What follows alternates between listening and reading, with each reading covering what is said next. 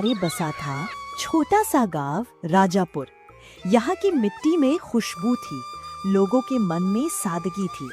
सुबह होते ही कोई खेतों में हल चलाता, कोई बैलों को पानी पिलाता और दोपहर ढलते ही सब अपने अपने घरों की ओर लौट जाते, थके मगर खुश।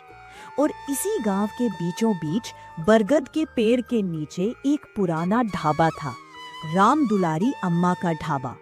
लोग कहते थे अम्मा के ढाबे की कढ़ी अगर एक बार खा ली तो उसका स्वाद जुबान से कभी नहीं जाता। बस थोड़ी देर और, अब ये दही और बेसन मिल जाए तो मजा आ जाए। दादी, आप रोज यही कढ़ी बनाती हैं, लोग कभी बोर नहीं होते क्या?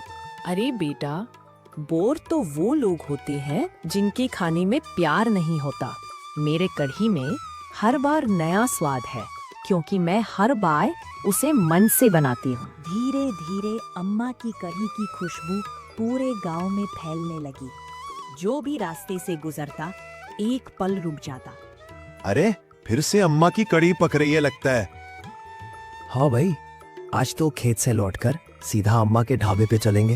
अम्मा की कढ़ी में क्या जादू है रे, बस खुशबू से ही पेट भर जाता है। आओ आओ, सब आओ बेटा, गर्मा गर्म कढ़ी तैयार है।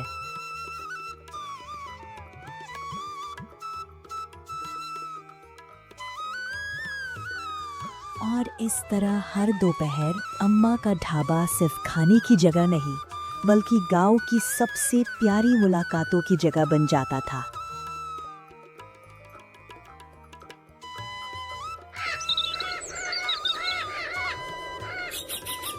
कुछ दिन बीत गए। राजापुर गांव में धीरे धीरे बदलाव आने लगा था। अब शहर से लोग आ जा रहे थे और उसी के साथ गांव में खुला एक नया होटल, शाही रसोई। इस होटल के मालिक थे राकेश बाबू, जो शहर से होटल मैनेजमेंट सीखकर लौटे थे।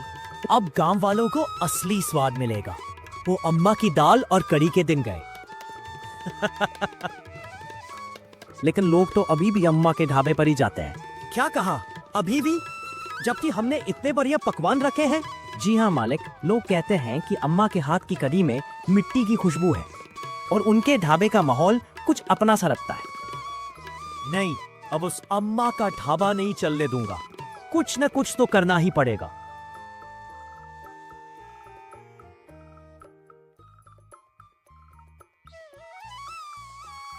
वाह अम्मा, आज तो स्वाद और भी बढ़ गया है।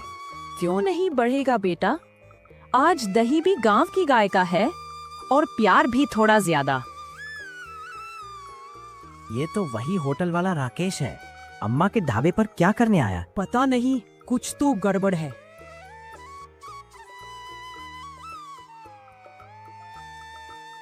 अम्मा नमस्ते, बहुत नाम सुना है आपके ढाबे का। आज सोचा खुद आकर देख लूं। आखिर ऐसा क्या जादू है आपके हाथों में? नमस्ते बेटा, जादू नहीं, बस सच्चा मन है। बैठो, तुम्हारे लिए भी एक कटोरा कढ़ी निकालती हूँ। नहीं नहीं अम्मा, मैं खाने नहीं आया हूँ, मैं तो आपसे बात करने आया हूँ। कहो बेटा, क्या बात है? देखिए अम्मा, आपका ढाबा पुराना है, आपकी उम्र भी अब ज्यादा हो चली है। आप चाहे तो ये ढाबा मुझे बेच दीजिए। मैं आपको इतने पैसे दूंगा कि जिंदगी आराम से कट जाएगी। नहीं नहीं बेटा। अरे अम्मा, जमाना बदल गया है। अब लोग मिट्टी के चूल्हे और बेसन की कड़ी नहीं खाते। ये पैसा देखिए, आप चाहे तो गांव छोड़कर शहर जा सकती है। बेटा, मुझे मिट्टी की खुशबू प्यारी है, शहर की चमक नहीं। गांव में अगले हफ्ते फूड फेस्टिवल होने वाला है ना? हाँ बेटा, सुना है, बहुत से लोग हिस्सा लेंगे। तो फिर हम दोनों वहां मिलते हैं। तुम्हारी कड़ी चावल बनाम मेरी शाही थाली, और जो हारेगा वो अपना होटल या ढाबा हमेशा के लिए बंद कर देगा। ठीक है बेटा राकेश, मंजूर है, पर याद रखना, मुकाबला पैसों से नहीं, प्यार से होगा। और स्वाद की असली जीत वो होती है जो दिल में उतर जाए। देख लीजिए अम्मा, हारने के बाद ढाबा बंद करने की तैयारी रखिएगा। और इस तरह तय हुआ राजापुर का सबसे बड़ा मुकाबला, सादगी बनाम शाहीपन का युद्ध, जिसका फैसला सिर्फ जुबान नहीं, दिल भी करेगा।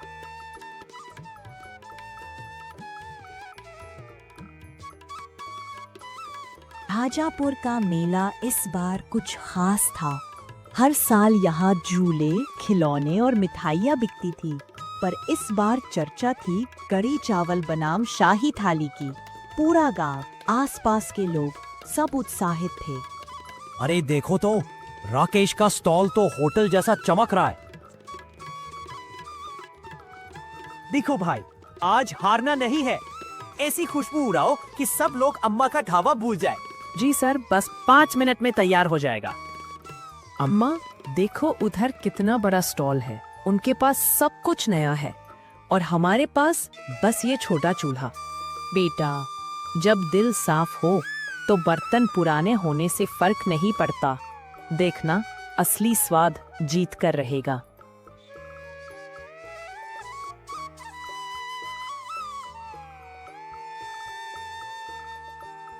माँ, अम्मा की कड़ी की खुशबू आ रही है ना? हाँ बेटा, ये वही खुशबू है जो भूख नहीं, प्यार जगाती है। सभी लोग ध्यान दें, अब शुरू होता है इस साल का राजापुर फूड फेस्टिवल प्रतियोगिता। दोनों पक्ष अपने अपने व्यंजन प्रस्तुत करें। महोदय, ये है मेरी शाही थाली, जिसमें है नवरत्न कोरमा, मटन बिरयानी और विदेशी मसालों से बनी डेजर्ट। बहुत सुंदर प्रस्तुति, स्वाद भी उम्दा है। अब देखते हैं आपकी सादी कड़ी इसके आगे कितनी टिकती है। अम्मा, मेरा व्यंजन तो बस घर का स्वाद है। कड़ी चावल, इसमें मेरे गांव की मिट्टी की महक है और हर घूंट में माँ का आशीर्वाद।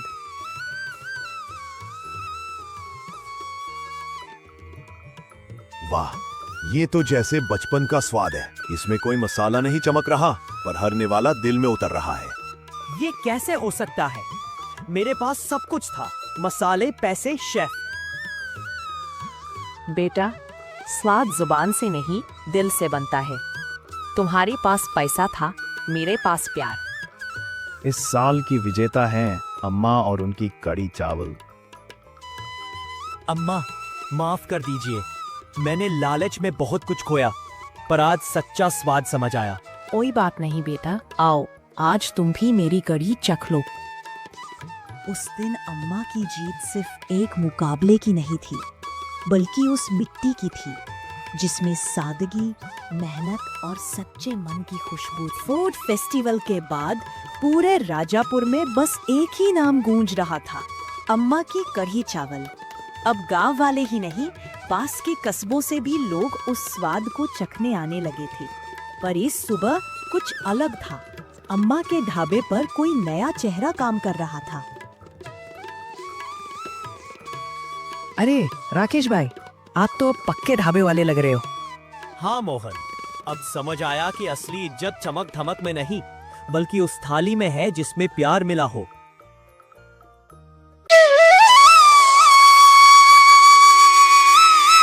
एक समय की बात है, गंगापुर नाम के गांव में रघु नाम का एक गरीब लेकिन ईमानदार किसान रहता था।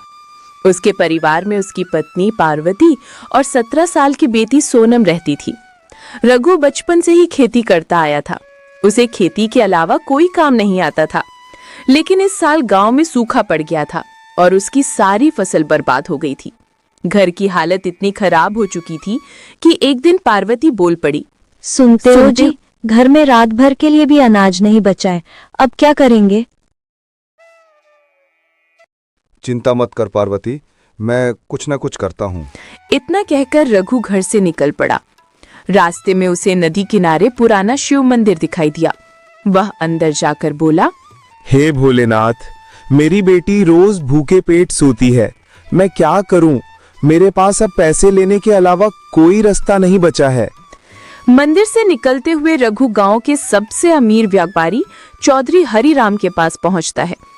चौधरी हरिराम बड़ा कुटिल और लालची किस्म का आदमी था। अरे रघुआ, पैसे चाहिए क्या? लेकिन ब्याज दुगना तिगुना लगेगा। रघु बोला, चौधरी साहब, मजबूरी है, बेटी की पढ़ाई भी रुकी है, बस थोड़े पैसे चाहिए। हरिराम मुस्कुराकर बोला, ठीक है, 1000 ले और 1 महीने बाद 3000 लौटाना, वरना जमीन लिखवानी पड़ेगी। रघु ने मन मारकर पैसे ले लिए और घर लौट आया। घर पहुंचते ही पार्वती ने पूछा, अरे ये सारा सामान कहाँ से? कहीं उधारी में तो नहीं? रघु ने शर्मा कर सिर झुका लिया। पार्वती बोली, कोई बात नहीं, भगवान देख रहा है, समय जरूर बदलेगा। उस रात पार्वती ने बहुत दिनों बाद अपनी बेटी की पसंदीदा खिचड़ी बनाई। पूरा घर खुश था, पर रघु के मन में एक ही चिंता, अगले महीने पैसे कैसे चुकाऊंगा। रात गहरी होते ही अचानक घर के बाहर मिट्टी हिलने जैसी आवाज आई। रघु बाहर निकला तो देखा कि गांव की पुरानी बावड़ी से नीली रोशनी निकल रही है। ये कैसी रोशनी? जैसे ही वह पास पहुंचा, चमक बढ़ने लगी और उसके सामने एक दिव्य बाबा प्रकट हो गए। डर मत पुत्र, मैं इस बावड़ी का रक्षक हूँ। तुम्हारी ईमानदारी ने मुझे यहाँ खींचा। रघु ने हाथ जोड़कर कहा, बाबा मैं बहुत परेशान हूँ। बाबा ने अपने झोले से एक चांदी का चमत्कारी पौधा निकाला। इसे अपने खेत के कोने में लगा देना। 7 दिनों बाद ये ऐसा फूल देगा जो तेरी किस्मत बदल देगा। लेकिन याद रखना, लालच मत करना, अन्यथा सब नष्ट हो जाएगा। बाबा यह कहकर गायब हो गए। सुबह होते ही रघु बिना किसी को बताए वह पौधा खेत में लगा देता है। मिट्टी हल्की नीली चमकने लगती है। गांव में तरह तरह की अफवाहें फैलने लगी। अरे रघु के खेत में भूत है। नहीं रे, कोई तांत्रिक आया था रात में। रघु किसी को सच नहीं बताता। वह रोज खेत जाकर पौधे को देखता और 7वें दिन का इंतजार करता। 7वें दिन तड़के खेत से तेज रोशनी निकली और पौधे पर एक बड़ा चांदी जैसा चमकता फूल खिल गया था। फूल जमीन पर गिरा और गिरते ही सोने का लाख का टुकड़ा बन गया। हे शिव शंकर, ये तो सचमुच चमत्कार है। इससे तो मैं कर्ज चुका सकता हूँ। रघु जितने की जरूरत थी बस उतना ही सोना लेने लगा। लेकिन एक दिन वही लालची चौधरी हरिराम चुपके से उसके खेत पहुंच गया। वह चिल्लाया, अरे रघुआ, तो ये है तेरे पैसों का राज। और वह लालच में अंधा होकर पौधे की ओर दौड़ पड़ा। रघु बोला, चौधरी जी मत छूइए, बाबा ने मना किया था। हरिराम ने रघु को धक्का दिया और जैसे ही फूल को तोड़ने लगा, पूरी जमीन हिलने लगी। चांदी का पौधा गायब हो गया। हरिराम जोर से गिरकर बेहोश हो गया। तभी आसमान से दिव्य प्रकाश उतरा और बाबा प्रकट हो गए। लालच ने इसे बर्बाद किया है। रघु, तूने लालच नहीं किया, इसलिए ये वरदान सिर्फ तेरा रहेगा। बाबा ने पौधे को वापस कर दिया, लेकिन चेतावनी के साथ, यह फल सिर्फ उसी को मिलेगा जिसके दिल में ईमानदारी है। धीरे धीरे रघु का घर समृद्ध हो गया। सोनम की पढ़ाई पूरी हुई। गांव वाले रघु की ईमानदारी की मिसाल देने लगे और आज भी वह चमत्कारी पौधा खेत में खड़ा है। लेकिन वह फल सिर्फ उसी को देता है जिसके दिल में लालच नहीं होता।